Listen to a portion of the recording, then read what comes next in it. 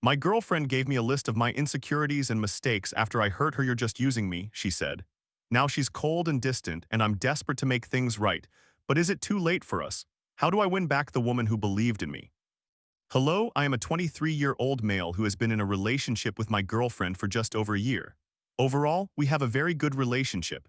However, we recently experienced our first argument, and since then she has been acting differently. How can I repair our relationship and win her affection back? My girlfriend is typically extremely sweet, affectionate, loving, thoughtful, attentive, supportive, understanding, selfless, and nurturing. She is genuinely one of the best individuals I have ever met. She is always kind and charitable, even to complete strangers. She makes it a point to connect with those around her and brightens any room she enters. Honestly, I cannot adequately describe how loved and seen she makes me feel. I have never felt this way before. In recent years, I primarily felt stressed and hopeless. For a long time, all I wanted was to live in my own little bubble and be alone, but she has given me hope for the future again. We even made plans to buy a home and live together once we complete our studies, marry, and eventually start a family. I would describe our relationship as almost perfect, aside from a few issues that we disagree on. However, since our argument, she has suddenly become very cold and distant. I admit that I have also been unaffectionate and distant with her over the past few months, mainly because I was overwhelmed with work and studies. I had less desire to spend time with her since my free time was limited, so I took advantage of it whenever possible. I reached out to her less and we hardly spent time together. Additionally, I often rejected her, which I now deeply regret. Recently, she had to pause her studies and work due to recurring health issues, yet she continues to receive the same salary due to government assistance. However, so far, the doctors are unsure of the exact cause and suspect it may be stress-related. She suffers from chronic migraines, is perpetually exhausted after even minor tasks like doing household chores, and frequently falls ill. She has also recently been diagnosed with attention deficit hyperactivity disorder and autism, and her psychiatrist believes she may be experiencing burnout. I mention this because it is one of several reasons I have felt distant from her. I do not want to be the only one in the relationship who is working. While it is fair that she still receives assistance, I am uncertain how she envisions us financing a home in the future because, given the current circumstances, she might struggle to maintain a long-term job. I say this because my older brother is also on the spectrum and faces similar challenges. Another factor affecting our ability to see each other is that I always have to travel to her. She never comes to me. I do not own a car, so I rely on a car-sharing application she offered to cover train tickets, but I am uncomfortable with her spending that much on me.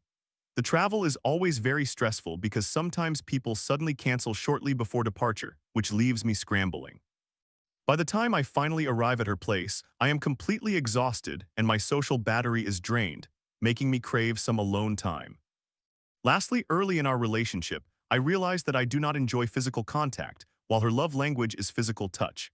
I had never told her this until after our argument because I was hoping that with time I would begin to desire or crave it, especially once my studies were behind me and I was less stressed.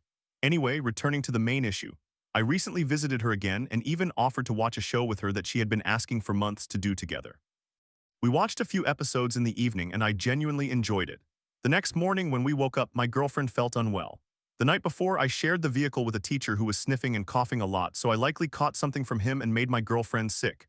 She asked if she could lie down again and if we could continue watching the show together later, to which I agreed. She even triple-checked with me. Now here is where I made a mistake.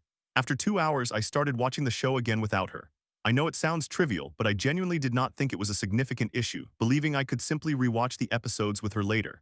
I woke her around early afternoon, around 1 p.m., and when she walked into the living room and saw what was on the screen, her expression fell. She asked why I continued to watch without her, and I panicked. I apologized, stating I did not realize it would hurt her, but she did not respond further and immediately returned to her bedroom. I attempted to talk to her, but it felt as if she was not present. I have never seen her like that. She appeared completely detached, aside from occasional tears. Throughout the rest of the day, I made efforts to make it right and apologized several more times, but she continued to avoid me. I tried cuddling with her, something she usually requests, but she was not receptive and kept rejecting me. When I attempted to cuddle with her in bed that night, she took her pillow and went to sleep on the couch. At that point, I decided to let it go and give her space. The next morning, I returned home as I had initially planned, not because she asked me to leave. It has been 2 weeks since that incident and she remains cold and distant.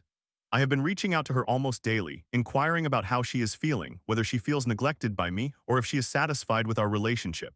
However, she only provides short responses or makes excuses about why she cannot talk. She keeps reiterating that she is exhausted but does not offer any explanations or anything else to work with. Last week on Sunday, I finally told her that we needed to discuss our relationship, and she revealed a long and detailed list of all the things I have been doing wrong. I will summarize it here.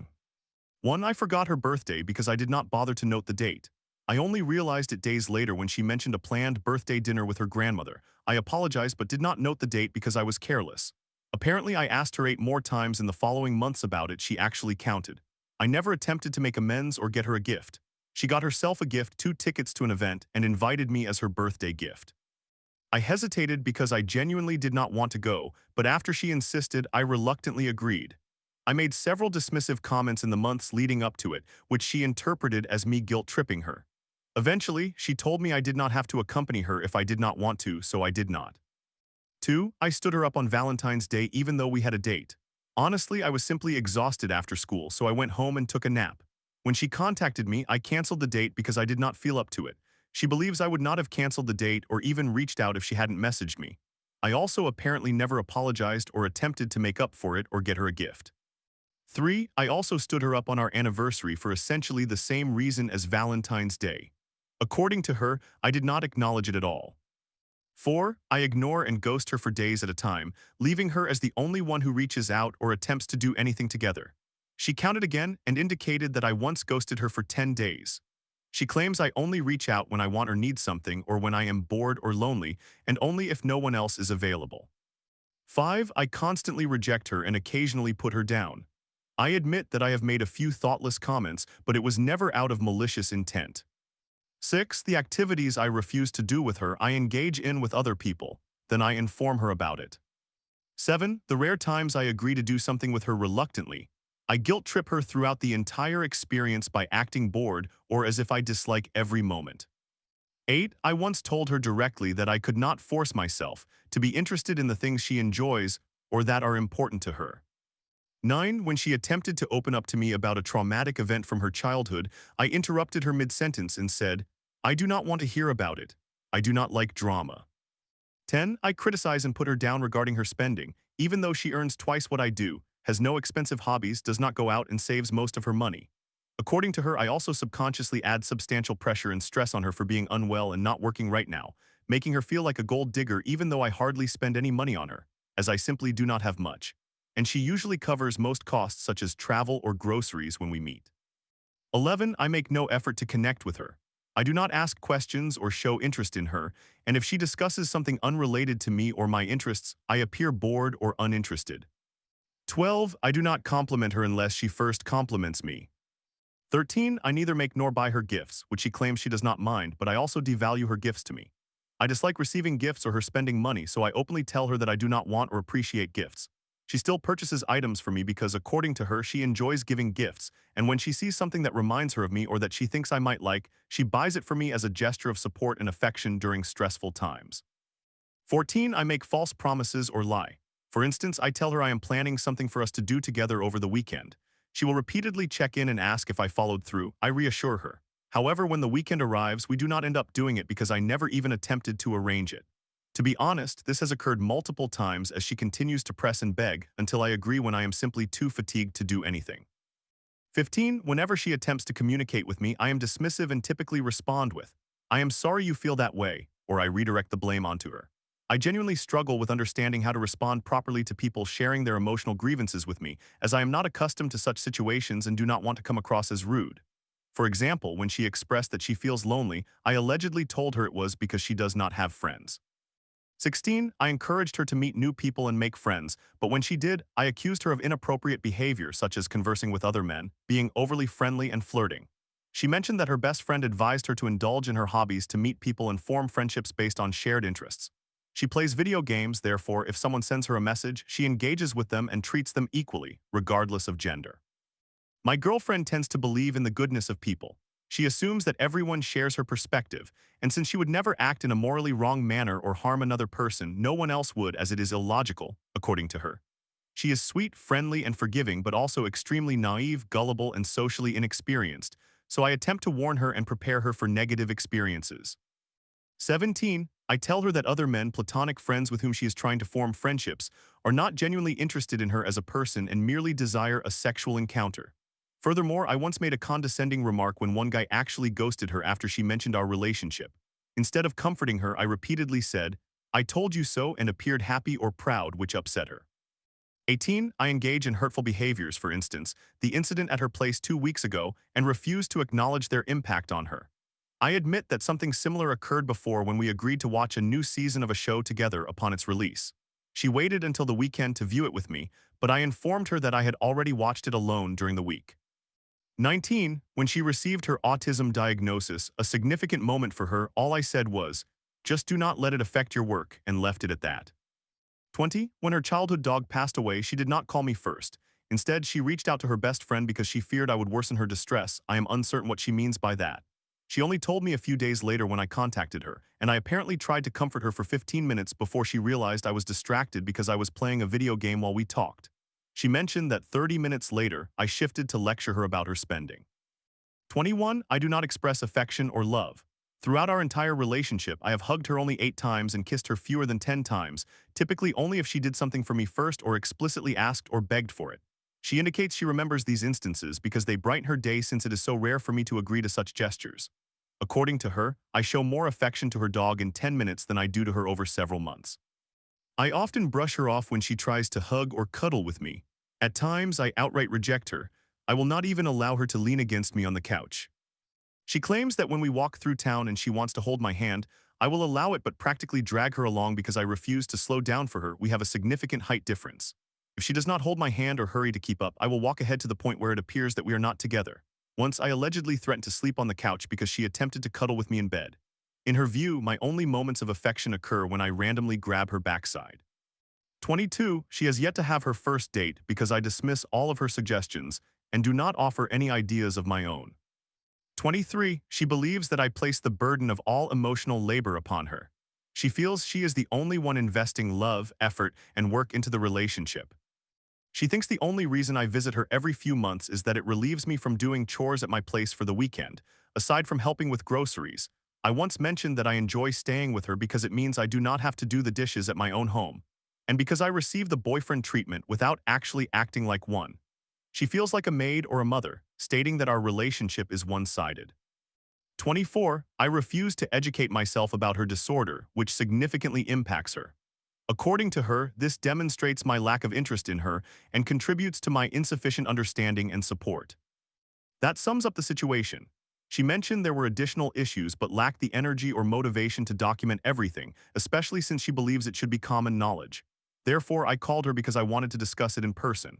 After several attempts, she finally answered and began expressing how selfish, self-centered, cold, unempathetic, uncaring, unaffectionate, unsupportive, lazy, and emotionally stunted I am. She feels I treat her with utter disregard. She believes I do not even meet the bare minimum of expectations for a boyfriend and that I exploit her.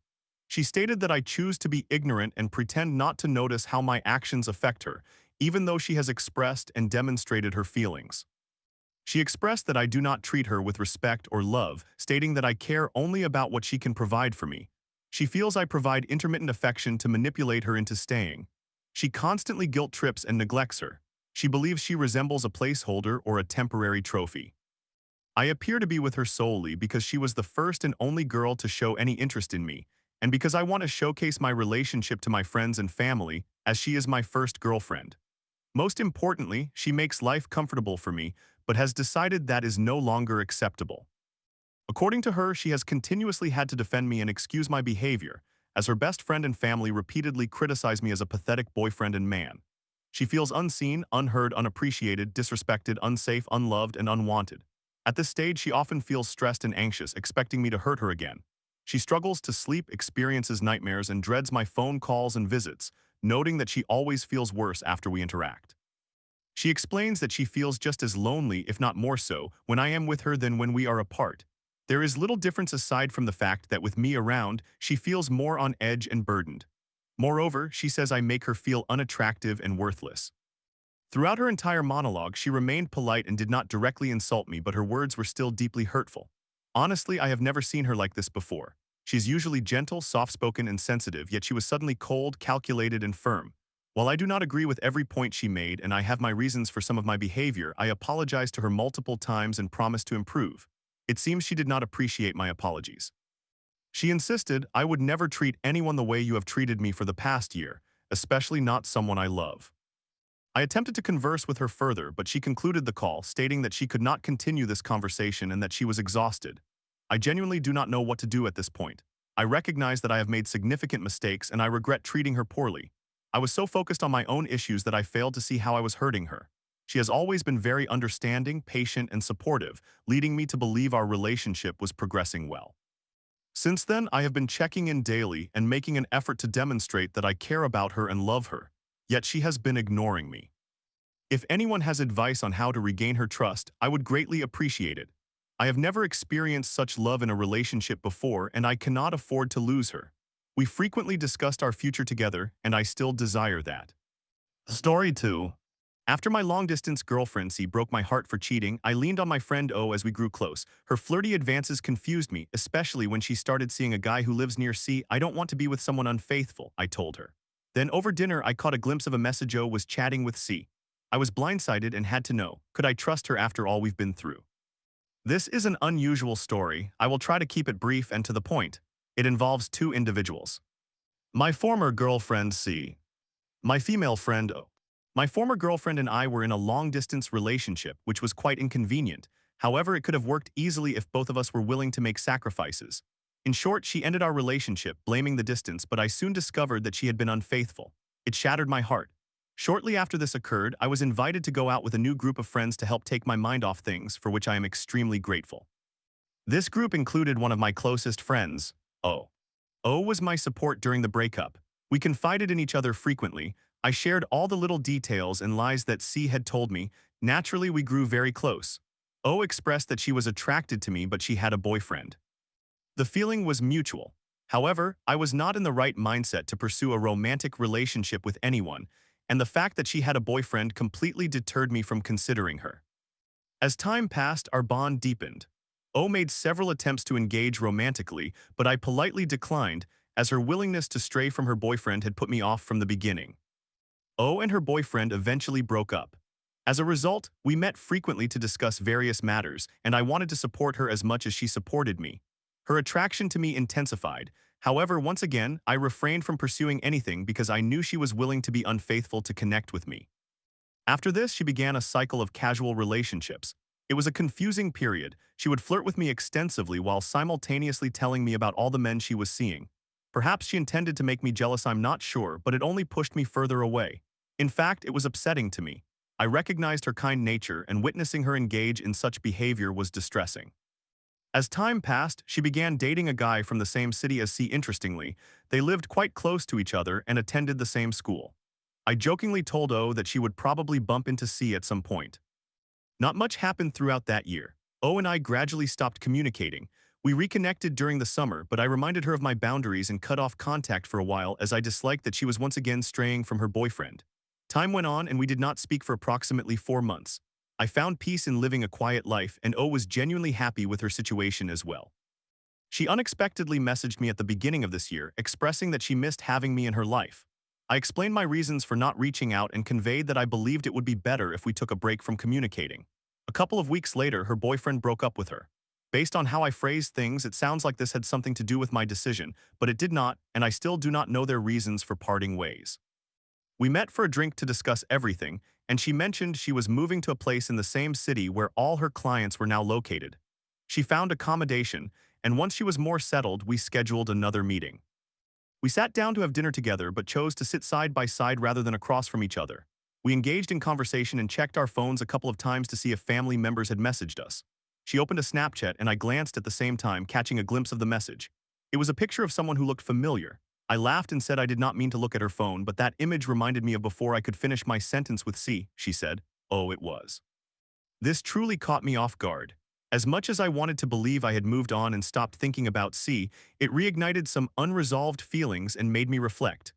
O noticed that I was not quite myself afterward, and we agreed to discuss it after finishing our meal. It turned out O had contacted C regarding something related to work, which is understandable. Since then, they have maintained contact. Ultimately, it is none of my business whom O chooses to be friends with, and I have no issue with her knowing C. However, when she mentioned their conversations about me, along with discussions about C and me being together, it caught me off guard, especially considering everything O had previously said about C. It is just a strange situation that has been on my mind.